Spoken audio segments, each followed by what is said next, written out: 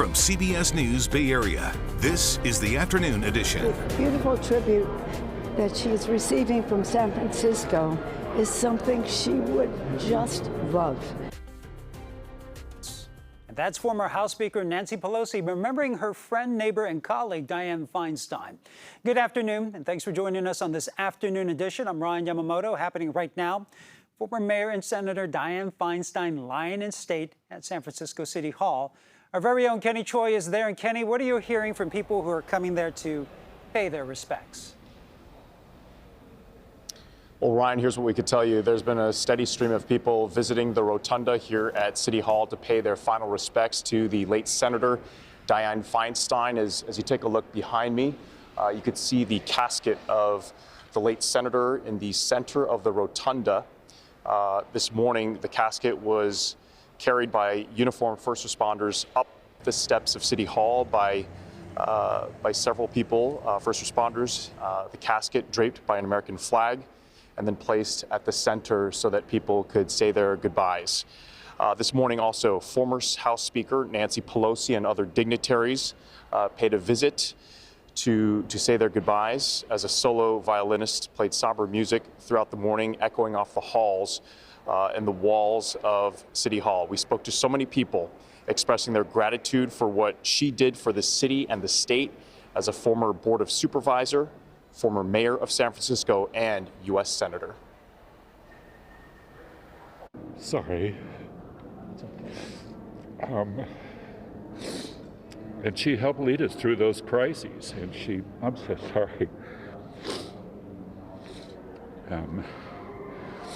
And helped us through the AIDS crisis as well. So I think she's been an incredible supporter of our city, and I think she really was for our state. People here at City Hall, after they made their way through the rotunda, had a chance to also write some letters to the late senator. One of them, one person sharing with me what he wrote, saying that Feinstein brought so much light into this city. Just a few minutes ago, Dr. Anthony Fauci, as well as Mayor London Breed, took a few moments to honor the late Senator Dianne Feinstein, and now it has been opened once again to the public and residents who wanted to make their way here, and that will be going on throughout the day and into the early evening. Ryan? Yeah, no question, a long list of people from the city and a long list of dignitaries to pay their respects to the late Senator Dianne Feinstein. Thank you very much, Kenny Choi. And Feinstein was a political pioneer, breaking glass ceilings for women throughout her career. She was first elected to office in 1969 before women could even get a credit card by themselves. She went on to become the first woman president of the San Francisco Board of Supervisors and the first woman mayor. Feinstein was California's longest-serving senator. She was elected in 1992, along with then Barbara Boxer, who was also the U.S. senator. And joining me live now to talk more about her legacy is Democratic strategist and professor of politics at Occidental College, Caroline Heldman. And Caroline, we spoke earlier today about the procession of Feinstein to City Hall. Let's talk about that again. What is the significance of her lying in state at City Hall?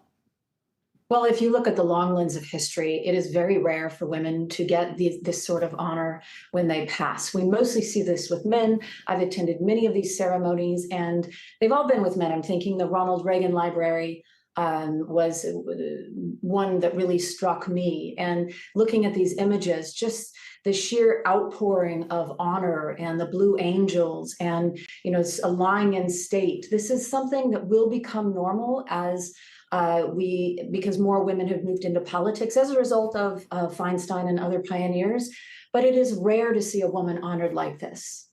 And what do you think she'll be most remembered for, and what do you think she should be most remembered for? Well, she'll certainly be remembered for her firsts. If you look at again, the long history of the Senate, for 130 years, we had no women. And then we had about 50 years where women were replacing their husbands, nothing against that. But Dianne Feinstein came in 1992, the year of the woman. She and Barbara Boxer were dubbed the Thelma and Louise, coming from California. Also that year, we saw Carol Moseley Braun elected and Patty Murray from Washington. That meant that 5 women, including Barbara Mikulski, who got reelected, were in the Senate at that time. And we celebrated. We said, this is the year of the woman. Today, there are 25 women senators. Every single one of them stands on the back of Dianne Feinstein and these other early pioneers. All right. Well, thank you very much, Carolyn Heltman, for sharing your thoughts this afternoon. Well, we'll have full coverage and live coverage of Senator Feinstein's memorial service tomorrow, starting at 12:30 p.m. on PIX Plus and streaming on CBS News Bay Area.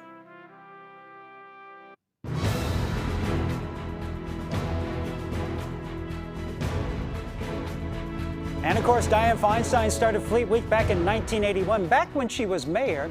The idea was to attract more Navy business to our shipyards. It brought huge crowds of visitors to the city each October ever since. And beyond the Blue Angels and massive ships, there's a very practical purpose to bringing the troops to the Bay Area each year. Sean Chitnis rode along with the San Francisco Fire Department and the military as they carry out some very important joint exercises.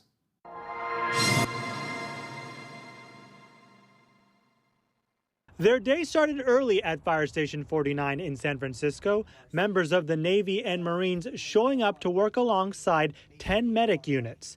Their jobs are different and they've responded to a variety of calls, but there's so much they can learn from each other.